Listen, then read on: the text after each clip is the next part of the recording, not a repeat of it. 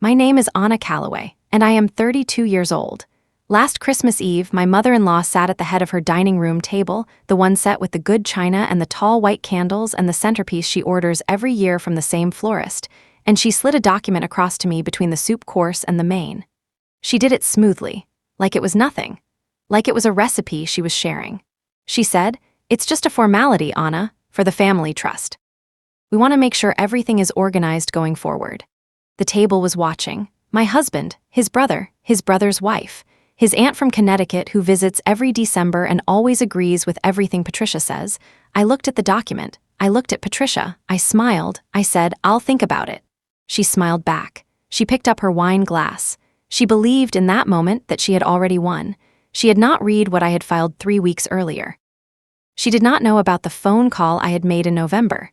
She did not know that the thing she was trying to take had already been secured, quietly, legally, permanently, before she ever reached for the document folder. Before I tell you what happened next, please hit like and subscribe. Drop your city and local time below. I love knowing where you're listening from. Now let me take you back to 6 years ago, when my grandmother said something I didn't understand until the night I sat alone in my car outside Patricia's house and finally understood everything. 6 years ago, I was 26. I had just started a new job in the city, and I was renting a small apartment with one window that faced a brick wall and a radiator that knocked every night at 2 in the morning like it was trying to tell me something. My grandmother, Grandma Dot, lived 40 minutes north in the town where my mother grew up. A small colonial house on a street lined with oak trees so old they had lifted the sidewalk in places. The house smelled like lavender and something baked, always, regardless of whether she had actually baked that day. The smell was there, absorbed into the walls over decades. The kitchen floor had a specific creak near the back door, a high, short sound like a question. I had known that sound since I was 4 years old. I stepped on it on purpose every time I came home, just to hear it, just to feel the continuity of it. Grandma Dot was small and precise. She had silver hair she wore pinned back and hands that were always doing something, folding, stirring, smoothing, holding. When she held your hand, she held it fully, the way people held things before the world got too busy to hold things properly. That autumn, on a Sunday in October, I drove up to visit her. The trees along her street were at their peak, red and gold, and the particular amber that only lasts about 4 days before it's gone. I sat with her at the kitchen table, and she made tea and put a plate of shortbread between us, and we talked the way we always talked, about everything and nothing, unhurried. At some point she said, "Anna, I want to ask you something." I said, "Of course." She said, "That young man you've been seeing. What does his family think of you?" I had been with Ryan for 8 months. I said, "His mother is still getting to know me, I think." Grandma Dot nodded. She looked at her tea. She said, "Does she ask you questions about yourself, or does she ask questions about what you have?" I did not know how to answer that. I thought about Patricia's questions, about my family's property upstate, about my father's business, about whether I planned to keep working after we married. I had answered them openly, thinking she was curious, thinking that was what getting to know someone looked like. I said, "Both, I think." Grandma Dot looked at me. She said, "There are people who welcome you into a family, and there are people who assess what you bring with you. They can look the same from the outside, but they are not the same." She picked up a piece of shortbread. She said, "Make sure you know which one you're dealing with before you make anything permanent." I thought she was being protective in the way grandmothers are protective. Gentle caution from a woman who had lived long enough to be careful. I did not understand that she was telling me something specific, something she had already seen. Ryan proposed the following spring. I said yes. The ring was beautiful. Patricia hosted the engagement dinner at her house, the same house where she would one day slide a document across a Christmas table, and she was warm that evening, attentive, full of plans. She talked about the wedding, about the future, about family. She used that word often, family. She deployed it like a key, opening doors she wanted open, closing ones she did not. I watched her that evening with something I could not yet name, a small, persistent awareness, like the knock of a radiator in the night. I said nothing. I smiled. I was happy, but I remembered what Grandma Dot had said. And somewhere underneath the happiness, I was paying attention. Grandma Dot had a stroke 18 months after the engagement dinner. It was not catastrophic. She recovered speech, recovered mobility, recovered most of herself, but it was a line drawn, before and after. She moved more slowly.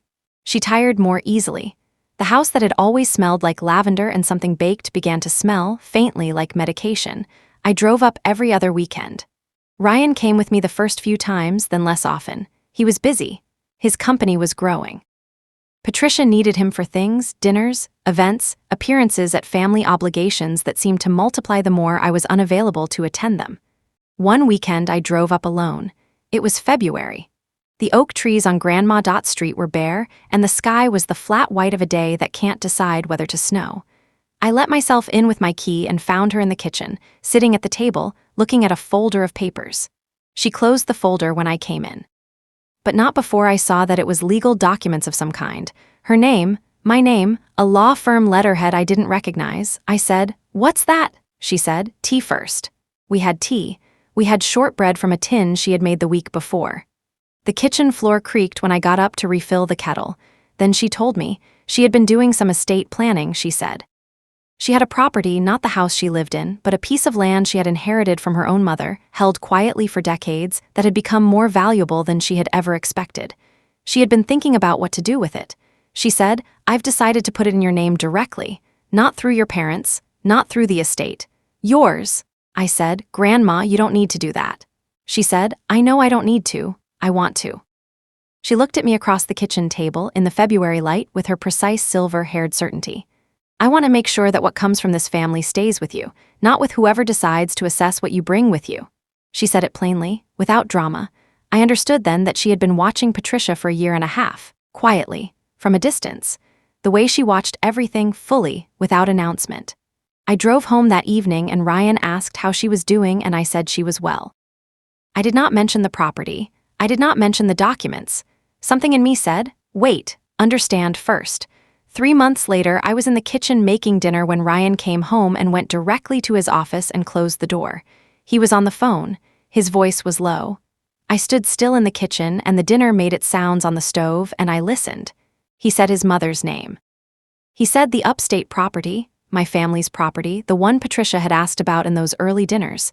He said a number. He said, "She won't push back if we frame it as an investment." He did not know the kitchen door was open. He did not know I had come home early. I turned off the stove. I stood at the counter. I breathed. That word, investment. That is the word they use for everything that used to be love. I did not say anything that evening. I put dinner on the table. I asked Ryan about his day. He was easy and warm the way he could be, and I sat across from him and I understood, with a clarity that felt like cold water, that I was invisible to them. I had always been invisible to them. A figure in a plan, a name attached to assets. I decided to stay that figure, for a little while longer, until I understood exactly what I was dealing with. I called the law firm on Grandma Dot's letterhead on a Monday morning in September while Ryan was at the office. The attorney's name was Margaret Ellis.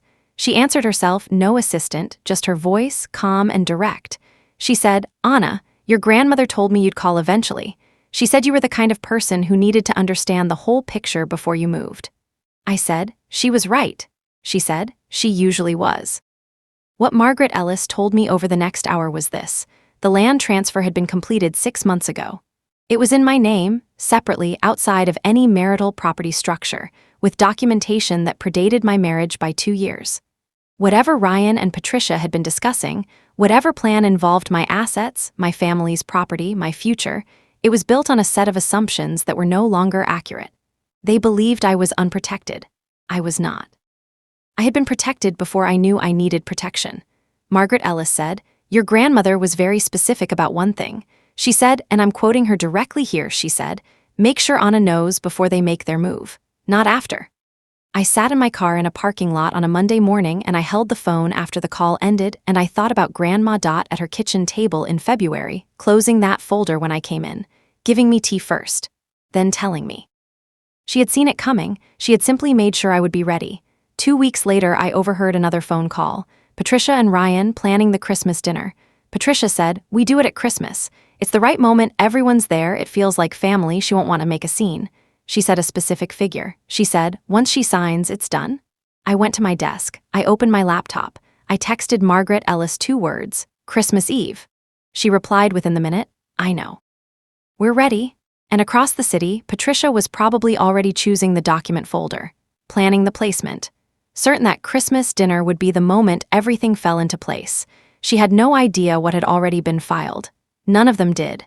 They went asleep every night for 3 weeks thinking the plan was intact. It was not. And if you haven't already, please hit that subscribe button because this story is about to turn. Margaret Ellis walked me through everything the week before Christmas.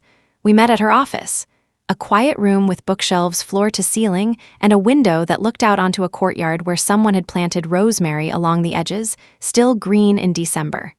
She said, "Here is where you stand. The land transfer is complete and recorded. It is not marital property.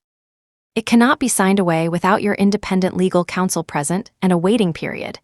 Any document Patricia presents at that dinner table is not something you are legally required to sign on the spot, and signing it without review would be, at minimum, inadvisable, and at most, something we could challenge immediately." She said, "More importantly, the document she's prepared assumes access to assets that are no longer structured the way she believes they are. Her attorney has based the filing on outdated information." She said, "You don't need to do anything dramatic. You don't need to confront anyone. You simply need to not sign. Say you'll think about it, then call me." She looked at me across her desk. She said, "Can you do that? Sit at that table and smile and say nothing?" I thought about 3 years of Christmas dinners at Patricia's house. 3 years of the good china and the tall white candles and the feeling of being assessed across a beautifully set table. I said, "Yes, I've been practicing." She almost smiled. She said, "Your grandmother said that too." The week before Christmas, Ryan came home with a bottle of wine and said he wanted to talk about the future. He sat across from me and he was warm, the version of him that I had fallen in love with, the one that still appeared when he needed something, and he said he and his mother had been thinking about ways to consolidate the family finances, to build something together to protect everyone. He reached across and took my hand. He said, "I just want us to be secure." I looked at him. I thought about the phone calls, the numbers, Patricia choosing Christmas because it felt like family. I said, "I'll think about it." He smiled. He squeezed my hand. He thought that meant yes. My younger sister Jess called that night. She said, "You sound strange. Are you okay?" She said it the way she always says things, direct, a little worried, not willing to pretend she hasn't noticed. I said, "I'm okay. I promise. I'll explain everything soon." After I hung up, I drove to Grandma Dot's house. She was well enough to be home, well enough for visitors. I let myself in with my key and the floor creaked, and she called from the living room and I sat with her, and we had tea, and I did not tell her what was coming because she already knew. She held my hand and she did not say anything for a long time. Then she said, "You know what to do." I said, "I do." I drove home through December streets with Christmas lights in the windows of every house, and I sat in the car for a few minutes before I went inside. And I cried not from fear, not from grief, though grief was there at the edges. I cried because I had spent 3 years at that table trying to be enough, trying to be accepted, trying to belong to something that had never once tried to belong to me. I wish this were different. I wish Ryan had been the kind of husband who would have come to me directly, honestly, and said, "My mother wants something, and I don't know if it's right, but I love you and I want to figure it out together." I wish Patricia had been the kind of mother-in-law who saw a daughter instead of a transaction. I wish the good china and the tall white candles had meant what they looked like they meant. But wishes don't hold up in a courtroom. Recorded land transfers do. And mine had been filed for 2 years. Christmas Eve, Patricia's house. The table was set the way it always was, the good china, the tall white candles, the centerpiece from the florist. The smell of roasting meat and pine from the tree in the corner and something sweet from the kitchen. The aunt from Connecticut was there, Ryan's brother and his wife, everyone in their good clothes, everyone performing the warmth of the occasion. I wore a dark green dress. I sat in my usual chair. The soup came. It was good. Patricia made good soup. I had always given her that. Between the soup and the main, she reached beside her chair and brought out a document folder. She set it on the table near my place setting the way you set down something unremarkable. A salt shaker. A serving spoon. She said, "Anna, while we're all together, we wanted to handle this tonight. It's just a formality for the family trust. It protects everyone." The table was watching. I looked at the folder. I looked at Patricia. I smiled. I said, "I'll think about it." Something moved through her eyes, not quite uncertainty, more like a recalculation she didn't expect to need. She said, "It's really straightforward. Margaret can walk you through it after dinner if you'd like." I said, "I have my own attorney. I'll have her review it." Silence. A particular silence, the kind that happens when a room understands that something has shifted without knowing exactly what. Ryan said, "Anna," I said, "the food is getting cold." We finished dinner. Patricia was gracious in the way that people are gracious when they are deciding what to do next. The aunt from Connecticut talked about her garden. Ryan's brother talked about his children. The candles burned down. After dinner, while people were moving to the living room, Patricia touched my arm near the kitchen doorway. She said quietly, "We should talk about this properly." I said, "We will, after my attorney reviews the document." She looked at me, the look of a woman who has managed rooms for 30 years encountering something she cannot manage. Her phone buzzed in her pocket. She looked at it. It was her attorney. I learned this later from Ryan in the weeks that followed.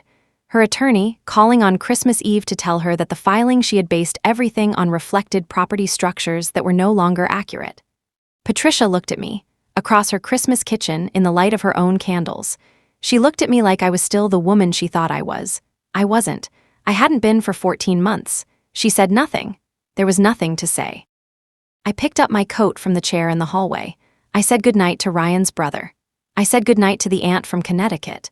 I walked out of Patricia's front door into a cold, clear Christmas Eve, and I stood for a moment on her porch, and I breathed the night air, and I thought, it's done.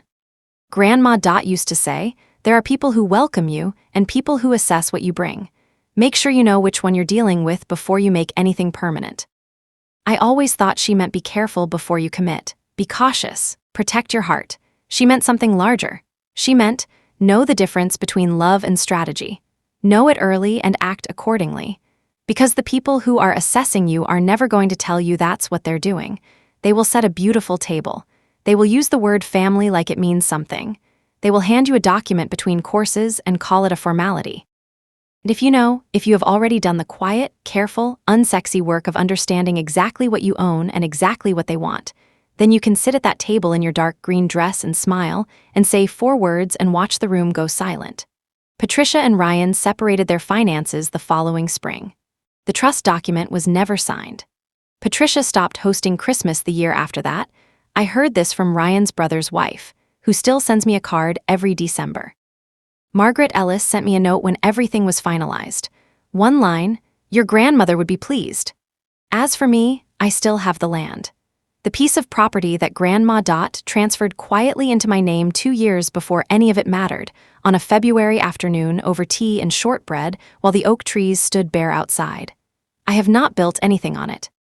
I go there sometimes in the fall when the trees are at their peak, and I stand in the middle of it and I think about her hands and her precision and her particular way of seeing things that other people missed. I think about her every time the leaves turn that specific amber that only lasts about 4 days. The one that's gone before you know it if you aren't paying attention. And I think, she paid attention. She always paid attention. She just made sure I would too. If you have ever sat at a table and smiled and said nothing, when everything in you knew exactly what was happening, I want to hear your story. Tell me in the comments. And if this story moved you, please subscribe. There are more to come.